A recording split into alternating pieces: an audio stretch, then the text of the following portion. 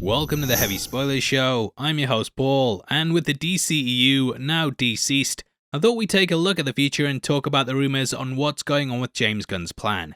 In this video, we're going to be breaking down the updates since our last one, and also giving our thoughts on the strategy that Warner Brothers is taking. And the first thing I want to talk about is the new DCU logo, which leaked on Twitter last week. Posts with it were getting DMCA'd by Warner Brothers, so I don't want to show it in the video, but I can describe it, mate. Or you can Google it to see. Just don't leave the video. I said don't leave.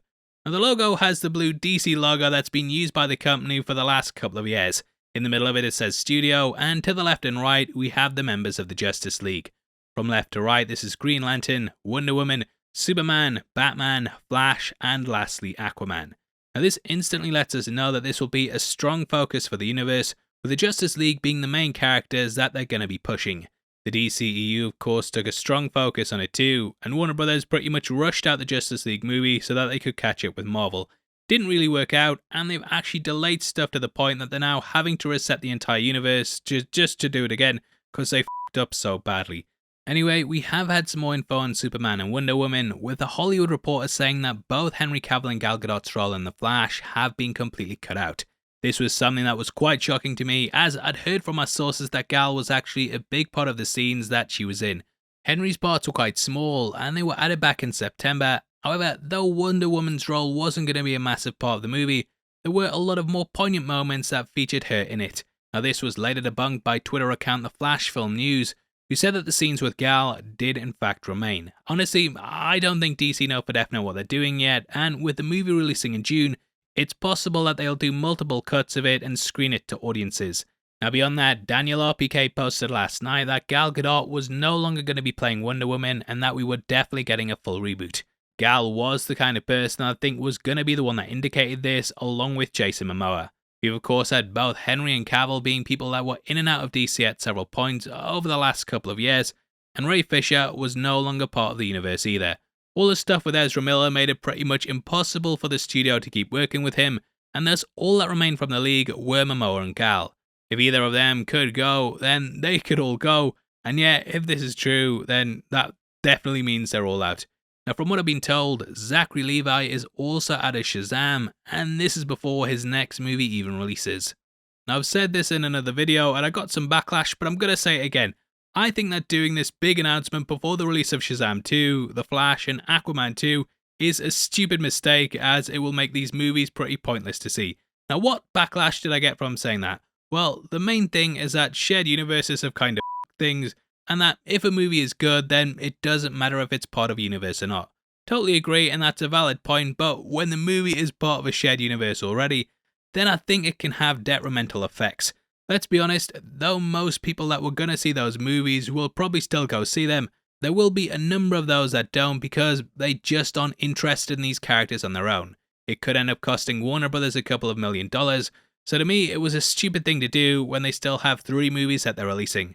Now, shared universes in general tend to work this way. You have your big characters and the movies that people are definitely going to see. However, what the studio then do is that they push these lesser known ones that people normally wouldn't bother to go out and see if it wasn't part of the universe. Marvel have banked on this as well, and there's a lot of characters in the MCU that are really obscure, but general audiences have given them attention because they feel they need to see their movie in order to understand the greater story. I'll always give props to Marvel for what they did with Captain Marvel, and they dropped it right between Infinity War and Endgame because they knew people would go see the movie to understand the post-credit scene of the former film and get an idea of what could happen in Endgame. Captain Marvel made $1.2 billion at the box office, making it even more successful than the first Wonder Woman movie. So with all that being said, that's why I think it's a stupid idea to announce it, and why it's probably pointless seeing those movies now for most people. Sure, Flash, Shazam, and Aquaman mega fans, they're going to be there day one, and I'm guessing that a lot of DC fans in general will too, but they kind of cut off the market that only care about shared movie universes, which might not be massive, but it's probably going to be substantial enough that it's going to stop these films from doing the higher box office numbers that it could if it was part of the same universe. You went full reboot, never go full reboot. However, saying that, the box office for Black Adam has shown that maybe the interest for DC in general just isn't there, and this is why they've decided to scrap it all completely, rather than trying to salvage something that might not work going forward. I think it's a big ask for fans though, who've been told to be patient for the last 10 years, because DC, they're building towards something big, to now just be told, yeah, nothing's going anywhere, but give us another 10 years. Now Gunn has started discussing what's going to be in his Superman film, and we have some minor details about what he wants to do. I think when we look back at the DCEU, that it's very clear what happened early on to make the universe the way it was.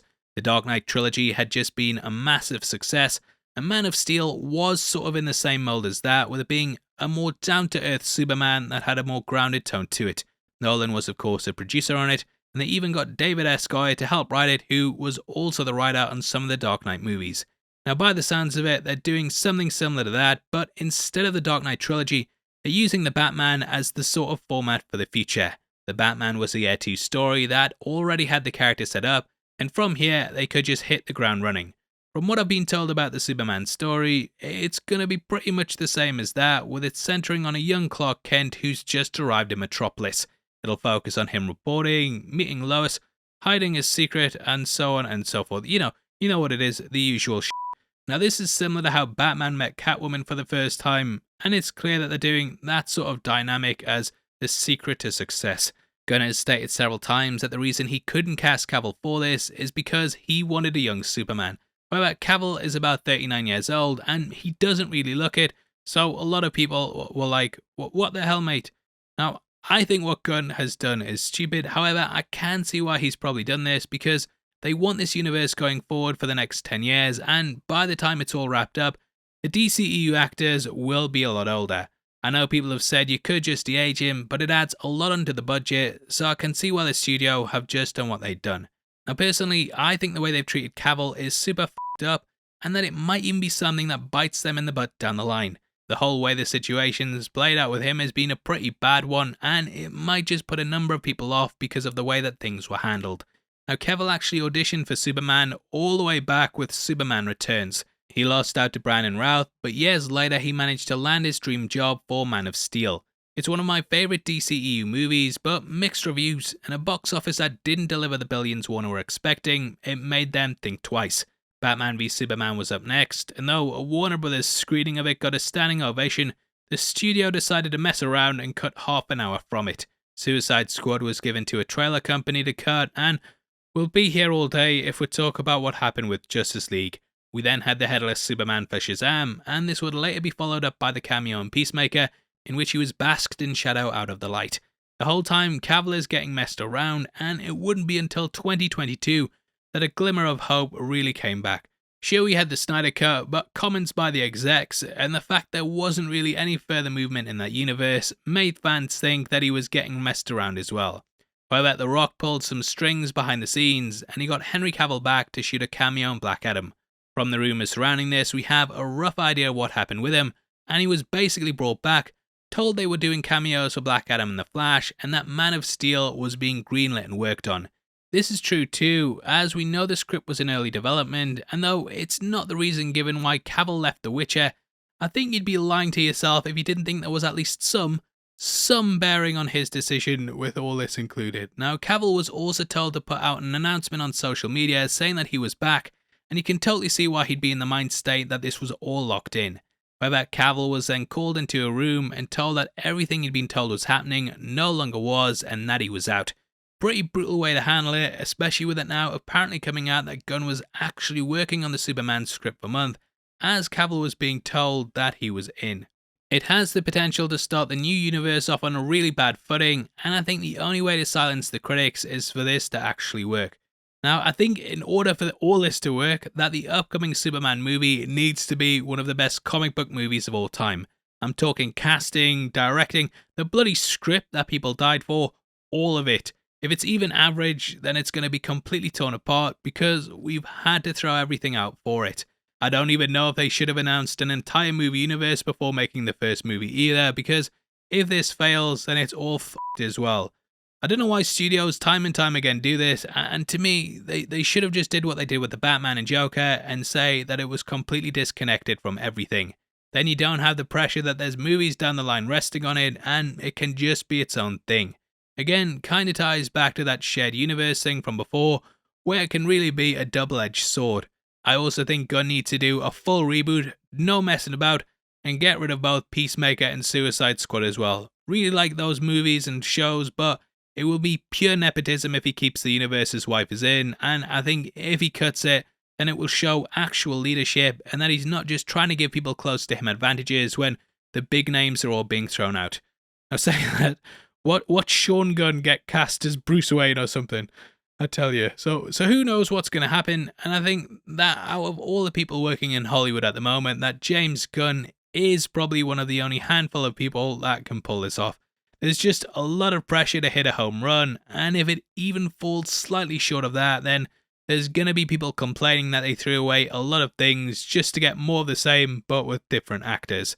So yeah, that's all the updates, our opinion, and basically us moaning about some first world problems. Obviously though, we're here to moan, or say nice things, and I'd love to hear your thoughts, so make sure you drop a comment below and let me know. We are in a competition right now and giving away Dawn of the Dead and Black Adam to 3 subscribers on the 15th of January, and all you have to do to be on the chance of winning is like the video, make sure you subscribe with notifications on, and drop a comment below with your thoughts and theories on what's going to be happening. If you want something else to watch, then make sure you check out our last DCU breakdown, which will be linked on screen right now. Lots of things going on with it. It's gonna be interesting to see how it all plays out, and yeah, definitely head over there right after this. By the way, thanks for sticking through the video. I've been Paul. I'll see you next time. Take care. Peace.